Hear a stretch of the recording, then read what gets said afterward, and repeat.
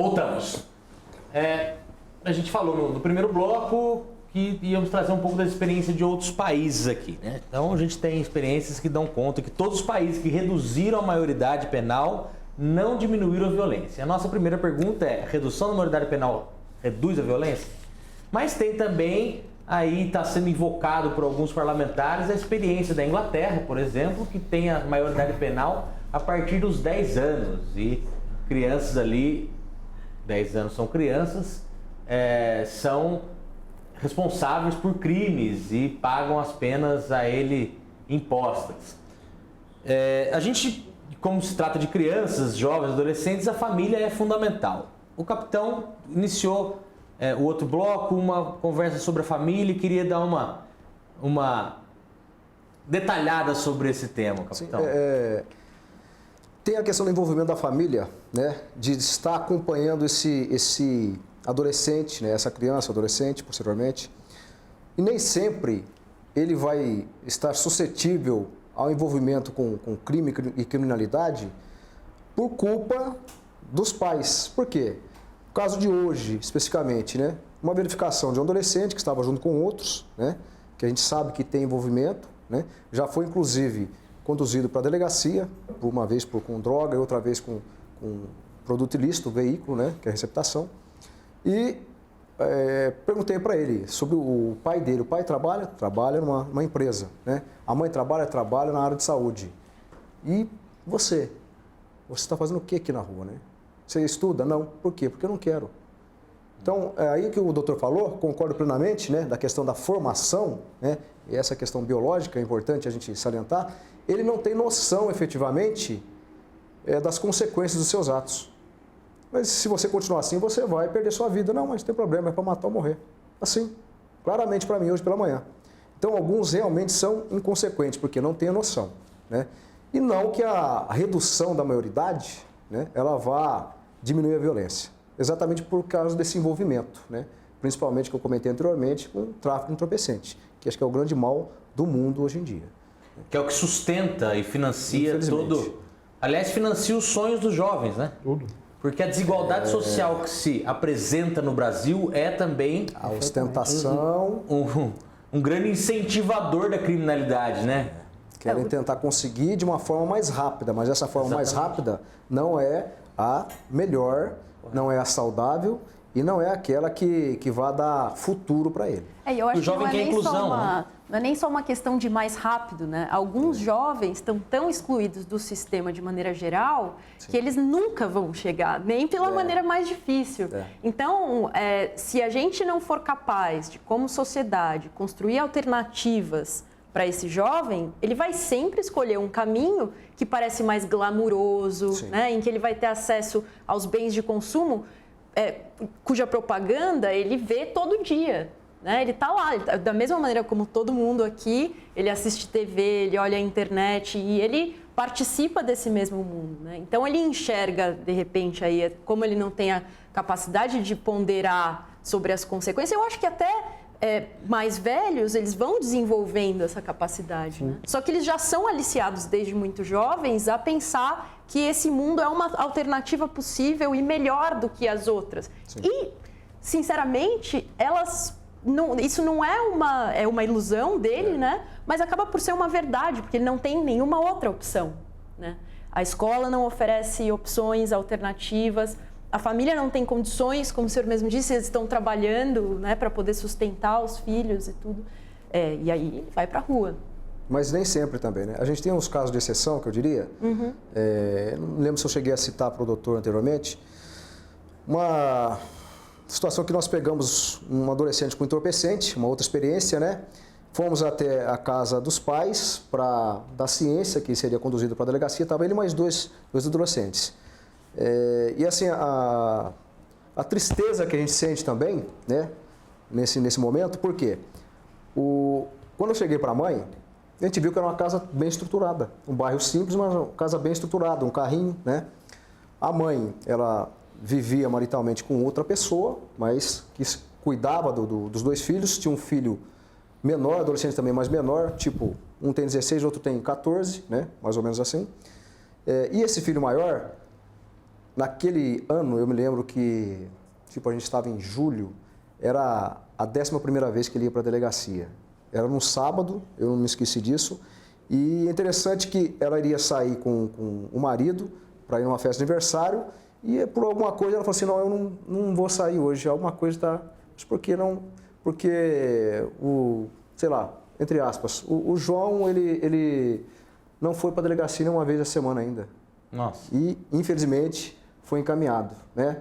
Ela fazia capoeira com ele, aí parou, aí fazia karatê para tentar incentivar. O irmão, ela falou que na época ele recebeu R$50 para ir ao shopping, ao cinema com a namorada, né? Tava todo contente. E ele não. Aí ela falou o seguinte, acho que eu não consigo disputar com quem cede um dinheiro, né? Entre aspas, mais fácil, mais rápido. Então, essa questão é bem complicada. Por isso a gente combate muito, né? Muito, deixa bem claro isso, né? Que a gente combate o tráfico entorpecente porque alicia adolescentes, né?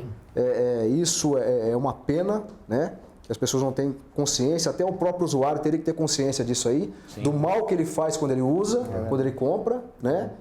E semelhante a algumas propostas que eu já vi também, eu acho que quem usa o adolescente, desde que confirmado efetivamente, né? Teria que, esse sim, ter uma reprimenda muito grande, né? Esse é o hediondo, né? Esse é o hediondo. Deveria ser. Ô Paulo, um dos argumentos que me toca muito com relação a essa discussão é quando vem, especialmente, eu vou direcionar para você que está passou pela polícia e não está ativo na polícia como capitão, que é o seguinte, o policial prende 11 vezes, como é o caso, e na delegacia o menor vai embora para casa antes do policial que tem que ficar fazendo a burocracia lá. Qual que é a solução? João, vou voltar à fala daquele menino lá que o capitão estava lá comigo na sala vendo, no gabinete vendo. Ele, 37 passagens pela delegacia. Na última, o repórter ainda cita, alto em bom tom, que a última de hoje, a antepenúltima, ele tinha sido apreendido com a calibre 12. Nossa. E hoje, com 2 revólveres, um 22 e um 32. Ele simplesmente, de mão dada com o conselheiro tutelar, botou na perua Kombi e ele brincando, dando risada, vou entregar para a mamãe. Eu acho que isso me parece... E ele fala, vou voltar para o crime. Qual era a idade dele, vereador? 12 anos. Isso me parece mais uma comprovação... É impressionante, João. Você vê a declaração, aquela vontade que ele tem de fazer mal para as pessoas, com 12 anos de idade.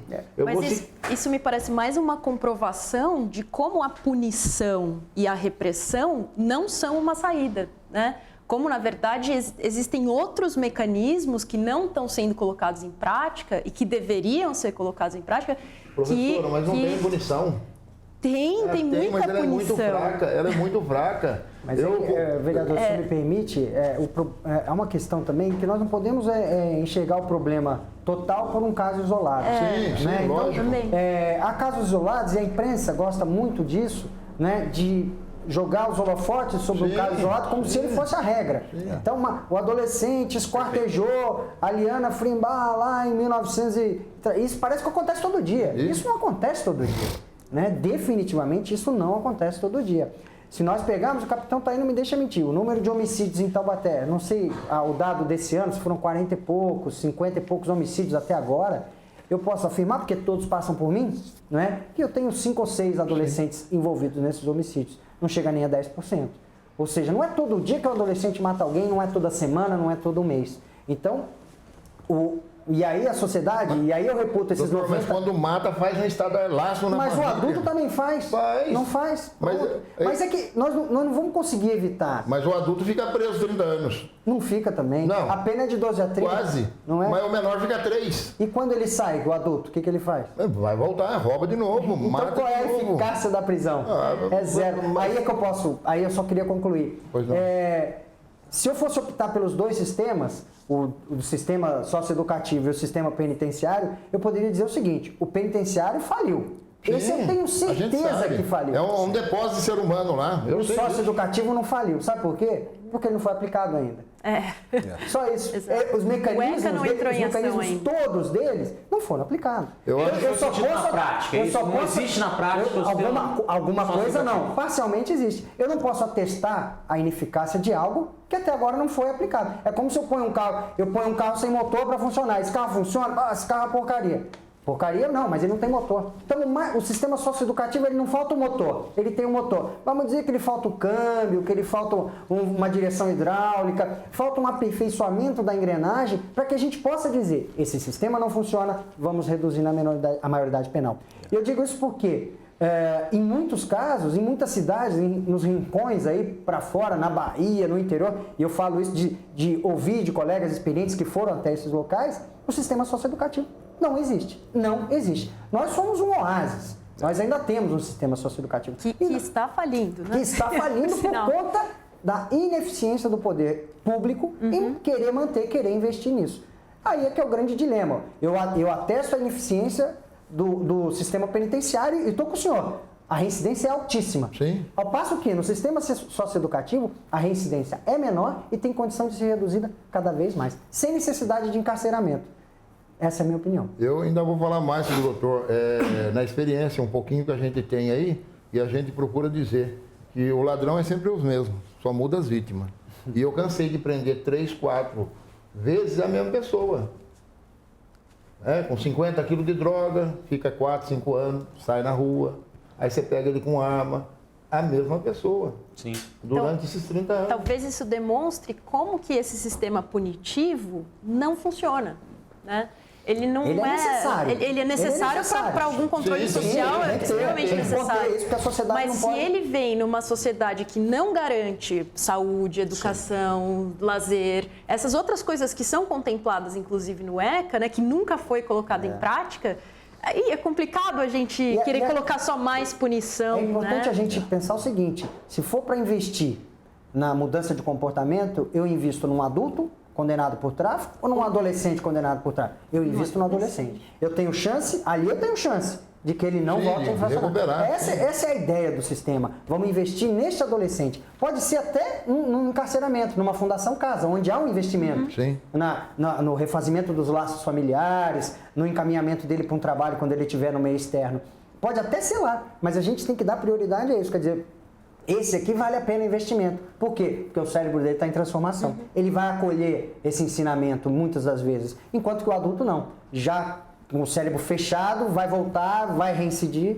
Né? Então, eu acho que esse é o parâmetro. Vamos investir aqui, não lá. E me né? parece que esse cérebro fechado, né, é bastante significativo quando a gente está falando dessa questão, porque ninguém nunca ouve o jovem, né?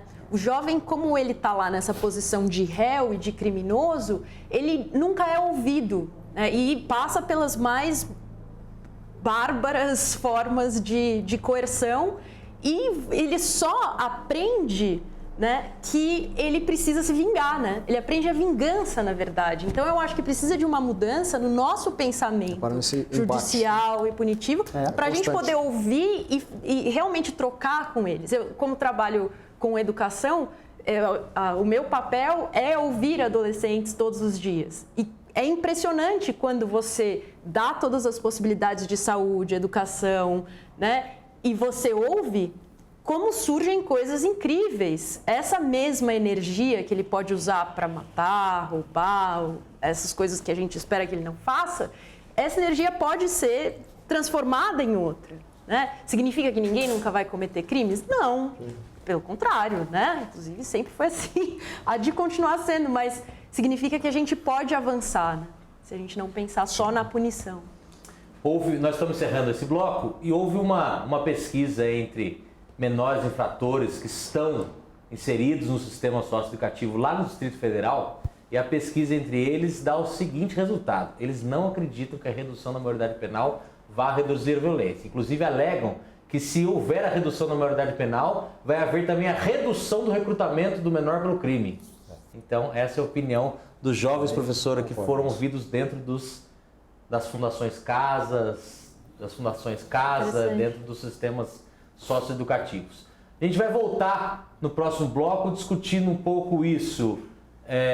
Bom, primeiro, o governo, depois de 22 anos desse tema na pauta, a maioridade penal no Brasil é datada de 1940, ou seja, o que estabelece os 18 anos é lá de 1940. Existe o argumento de que os jovens de 18 anos na década de 40, 50, 60 não são os mesmos jovens hoje retratados, jovens que estão aí. Vamos discutir um pouco sobre isso, sobre o sistema prisional brasileiro também. Se aplicar, se reduzir a maioridade, vai caber o jovem na prisão? A gente volta já.